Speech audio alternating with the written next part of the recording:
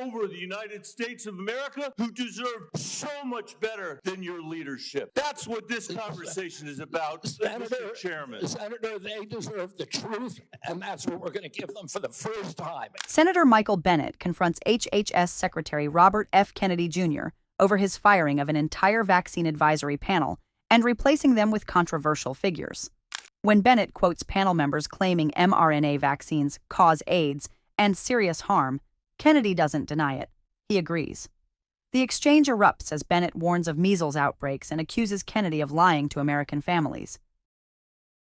Mr. Secretary, thank you for your attention. In June, you fired every member of the well-qualified panel that was charged with recommending vaccines to the CDC.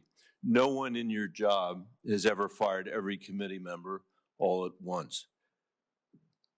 That month, you told the American people that you were, quote, going to bring great people onto the ACIP panel, not anti-vaxxers. Are you aware that one of the people you put on the panel, Dr. Robert Malone, claimed that the commonly used mRNA vaccine, quote, causes a form of AIDS and can damage children's, quote, brains, their heart, their immune system, and their ability to have children in the future? Yes or no, Mr. Kennedy? And Dr. Malone is one of the inventors. Yes or no? Yes or no? Were you aware that he had that view when you appointed him to this panel? Dr. Malone is one of the inventors. As I said, Dr. Malone is one of the inventors of the mRNA vaccine, so he knows a lot more about it than I do. Mr. Chairman, that statement is not true that Dr. Malone made, just as it wasn't true when you wrote that, quote, African AIDS is entirely different from Western AIDS. Are you aware that another one of these new members, Dr. Levy, wrote that, quote, evidence is mounting and indisputable that mRNA vaccines cause serious harm, including death, especially among young people? Yes or no? Are you aware that he said that? I wasn't aware he said it, but I think I agree with it. You agree with it? It's not true. It wasn't true when he said it. It is not true when you said it. Secretary Kennedy, later this month, your new panel will meet to consider changing vaccine recommendations for American children. In addition to the COVID-19 vaccines, they are set to review recommendations for the hepatitis B vaccine, for measles, for mumps, for rubella and varicella vaccine, and the RSV vaccine. These are common back-to-school vaccinations for children all over the industrialized world. If you change that, you owe parents in Colorado and across the country the benefit of some transparency, I think. If your panel recommends changing the vaccine schedule for children, do you anticipate that fewer children will receive these common vaccinations, yes or no? What I would say, Senator, the obvious answer is yes. Should parents and schools of Colorado be prepared for more measles outbreaks as a result of that, Mr. Secretary? Senator, how about more mumps outbreaks? I do not anticipate a change in the MMR vaccine. ACIP is an independent panel. So well, it's a panel you just put those folks on. Far from what you said, they're people with ideas that are completely outside the mainstream. You mean out of the pharmaceutical paradigm? Let me just say, Mr. Secretary, all these vaccines that we're talking about today are free and accessible to parents today in America who have the freedom to be able to make that choice for their children. Will that be true after your handpicked panel makes their judgments about these vaccines? I think that parents should be free to... I know you said that before. I do too. To make their own choices. So will they be just as free after these? I assume they will be. I will hold you to that, Secretary Kennedy, because this is not a podcast. It is the American people's health that's on the line here. This is the last thing, by the way, our parents need when their kids are going back to school, is to have the kind of confusion and expense and scarcity that you're creating as a result of your ideology.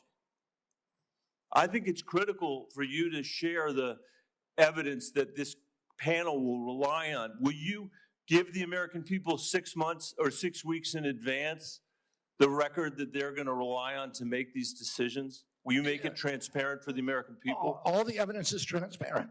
Will you make it in advance transparent for the American people so they can comment on it? All the evidence is transparent for the first time in history, and you were never there complaining when the pharmaceutical companies were picking those people and then running their products through with no safety testing. You can characterize it any way you want. I quoted them today. What I said was accurate. What you said were lies. You described moving the Titanic. Senator, are you saying that the mRNA vaccine has never been associated with myocarditis or pericarditis in teenagers? Is that what you're trying to tell us? I am simply trying to say that the people that you have put on that panel, after firing the entire... You're evading the question. No, I'm asking the questions here, You're evading that question. I'm asking the questions, Mr. Kennedy. I'm asking the questions for Mr. Kennedy on behalf of parents and schools and teachers all over the United States of America who deserve so much better than your leadership. That's what this conversation is about, Mr. Chairman. Senator, they deserve the truth, and that's what we're going to give them for the first time in the history of that agency. This confrontation between Senator Michael Bennet and HHS Secretary Robert F. Kennedy Jr. encapsulates one of the most consequential public health debates facing the nation. The exchange went beyond typical congressional oversight, evolving into a fundamental clash over scientific authority, parental rights, vaccine safety, and the proper role of government health agencies. Senator Bennett's approach was prosecutorial, built on establishing a clear factual record before demanding accountability. By highlighting Kennedy's unprecedented decision to fire the entire Advisory Committee on Immunization Practices, ACIP, and replace them with individuals holding views far outside medical consensus, Bennet framed the issue as one of credibility and competence. His citation of specific statements from Kennedy's appointees, Dr. Robert Malone's claim that mRNA vaccines cause a form of AIDS and damage children's brains and reproductive systems, and Dr. Levy's assertion that these vaccines cause serious harm, including death, was designed to demonstrate that these weren't merely alternative viewpoints, but medically unsupportable claims. Kennedy's responses revealed his willingness to stand by these controversial appointments. Rather than distancing himself from the quoted statements, he acknowledged agreement with them and defended his appointees' credentials. His characterization of Dr. Malone as one of the inventors of mRNA technology was meant to lend legitimacy, though critics would note that contribution to early research doesn't validate later claims that contradict extensive clinical evidence.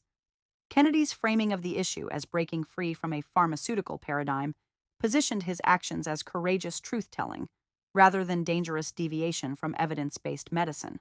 The moment when Bennet asked whether fewer children would receive common vaccinations, and Kennedy answered, "The obvious answer is yes," may prove to be one of the most significant admissions in this hearing.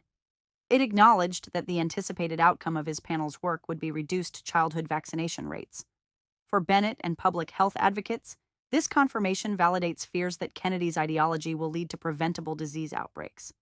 For Kennedy's supporters, it represents an honest acknowledgement that parents will be empowered to make different choices when given what they consider complete information. Bennett's questions about potential measles and mumps outbreaks connected policy decisions to concrete public health consequences. These diseases, once nearly eliminated in the United States through vaccination programs, have seen resurgences in communities with declining vaccination rates. His insistence on transparency and advanced disclosure of the panel's evidence reflects concerns that decisions affecting millions of children should not be made without robust public input and scrutiny. The exchange grew particularly heated when Bennet declared, "I'm asking the questions here," and accused Kennedy of lying to American families. This breakdown in senatorial decorum reflected the intensity of disagreement and perhaps Bennett's frustration with what he perceived as evasion. Kennedy's counterpunch, that the pharmaceutical industry previously controlled panel membership and rushed products through without adequate safety testing, articulated a widely held skepticism about regulatory capture and conflicts of interest in federal health agencies. Kennedy's promise to provide the truth for the first time in the history of that agency reveals his fundamental worldview. that previous administrations and health officials have systematically misled the public about vaccine safety. This perspective explains his willingness to appoint controversial figures and overhaul established processes. From this vantage point, he's correcting decades of suppressed information and corrupted science. The critical questions this exchange raises extend beyond the immediate participants. If Kennedy's panel recommends changes to childhood vaccination schedules, will insurance coverage continue? Will schools maintain current immunization requirements? How will parents navigate conflicting information from federal agencies versus mainstream medical organizations? And what happens to community immunity when vaccination rates decline? Bennett's warning that "this is not a podcast" was particularly pointed, potentially referencing Kennedy's media appearances where controversial health claims face less rigorous challenge. This confrontation represents a collision between two incompatible views of expertise and institutional trust, with American children's health in the balance.